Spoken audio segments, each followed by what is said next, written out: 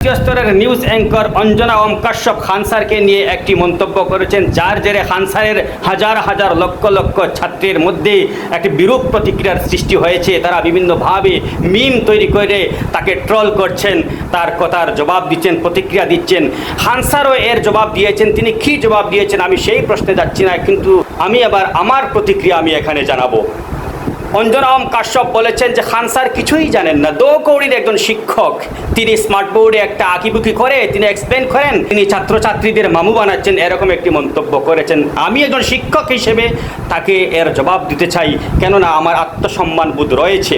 সেই সাথে আমি বলতে চাই, ভারতবর্ষের যত শিক্ষক রয়েছেন যারা পরিশ্রম করে ছাত্রদের পড়ানোর জন্য, ভালোভাবে পড়ানোর জন্য, ভালোভাবে গাইড করার জন্য ডিএলএড, তারপর বিএড করছেন, নেট স্লেট ইত্যাদি করছেন, ছাত্রদের ভালোভাবে পড়ানোর জন্য, ভালো কিছু দেওয়ার জন্য তাদের একটা আত্মসম্মান বোধ রয়েছে। আমার দাবি হলো আপনারা এই কথার প্রতিক্রিয়া জানান, যোগ্য জবাব দিন, প্রতিবাদ করুন। আমি আবার আসছি তার কথায়। তিনি বলছেন যে খান স্যার কিছুই জানেন না।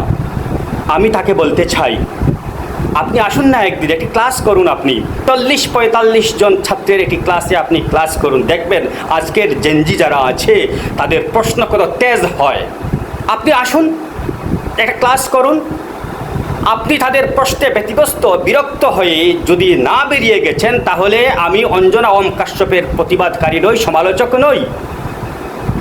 আপনি শেষ পর্যন্ত বাধ্য হবেন তাদের দেশদ্রোহী আখ্যা দিতে, কেননা তারা এমন সব প্রশ্ন করবে, আপনাকে একজন শিক্ষক হিসেবে সেই সমস্ত প্রশ্নের উত্তর আপনি দিতে পারবেন না। যখন দিতে পারবেন না, তখন আপনি বিরক্ত হয়ে তাদের বলবেন, তাদের চুপ করাতে চাইবেন, তাদের দাবিয়ে রাখতে চাইবেন, তাদের ইউপিএ দেখাবেন, তাদের পুলিশের ভয় দেখাবেন, তাদের দেশদ্রোহী আখ্যা দিতে পারেন। আসুন না একদিন ক্লাস করুন।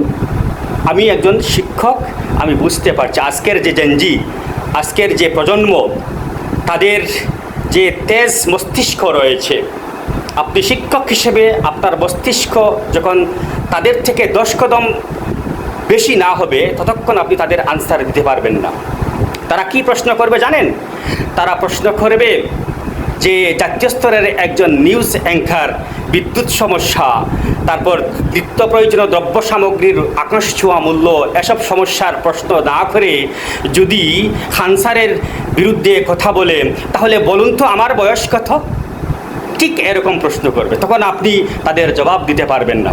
কিন্তু আমি একজন শিক্ষক হলে তার জবাব দিতাম, যোগ্য জবাব দিতাম। কী জবাব দিতাম সেটা এখন বলবো না। আপনি ক্লাসে আসুন, ক্লাস ফেল করুন, তারপর আমি আপনাকে বলবো। এবার আসছি অন্য কথায়। অন্য কথা কি? অন্য কথাটি হচ্ছে, আপনি কি ক্লাস করবেন? জার্নালিজমের ক্লাস করবেন, তাই তো? জার্নালিজমের ক্লাস করে করে তো আপনারা আমাদের ভারতবর্ষের মিডিয়াকে 100-150-র নিচে র্যাঙ্ক নামিয়ে এনেছেন। আর কি করবেন? আর কোথায় নিয়ে যাবেন? আপনারা নরওয়ের ওই সাংবাদিকের সমালোচনা করেন যে সাংবাদিক প্রশ্ন করেছিল।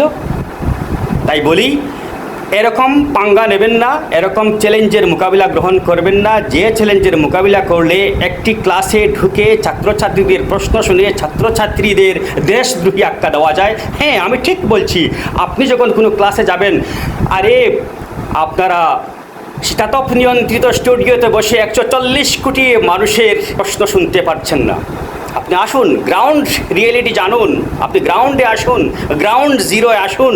জিরো এসে মাত্র 40-45 জন ছাত্রের একটি ক্লাস নিন, দেখবেন কত দানে কত চাল হয়। তাদের প্রশ্নে আপনার চুল যদি কয়েক সেকেন্ডে কয়েকটা না পেকেছে, তাহলে আমি আবারও বলছি, আমি অঞ্জনা ওম কাশ্যপের সমালোচক নই। আসুন, একটু গ্রাউন্ডে আসুন। আমি বলছি যে এই মুহূর্তে যে সমস্ত শিক্ষকের আত্মসম্মান রয়েছে, যারা ছাত্রছাত্রীদের ভালোভাবে পড়ার জন্য, ভালো কিছু দেওয়ার জন্য নেট স্লেট বিএড ডিএলএড করছেন, তাদের এই বক্তব্যের সমালোচনা করা চাই। খান স্যারের পরিচয় নতুন করে দেওয়ার প্রয়োজন নেই। হাজার হাজার লক্ষ লক্ষ ছাত্রের তিনি নয়নের মণি। আরে হঠাৎ করে খান স্যারের কেন এত সমালোচনা? তিনি প্রশ্ন করছেন বলে, নিটের প্রশ্ন লিক হয়েছে এর উপর প্রশ্ন করছেন বলে। হ্যাঁ, খান স্যার হরমুজ প্রণালী নিয়েও তিনি কথা বলেছেন। তিনি বলছেন মাত্র 10 দিন হরমুজ প্রণালী বন্ধ হয়ে গেলে এখানে গ্যাস সিলিন্ডার আসবে না, গ্যাস আসবে না। তারপর জাতীয় স্তরের মিডিয়ার একজন অ্যাঙ্কারের নাম নিয়ে তিনি বলেছেন, তিনি তারপর জ্বালানির ফায়দা কাঠ দিয়ে লাকড়ি দিয়ে পাক করার যে ফায়দা, সেই ফায়দা নিয়ে স্টোরি করবেন।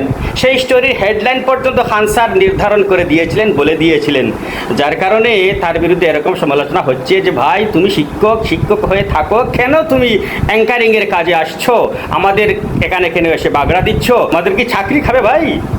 আমার মনে হয় এটাও একটা কারণ হতে পারে, যার কারণে এই মুহূর্তে খান স্যারের বেশি করে বদনাম করা হচ্ছে। কিন্তু তার নতিজা কি হচ্ছে দেখতে থাকুন। ধন্যবাদ।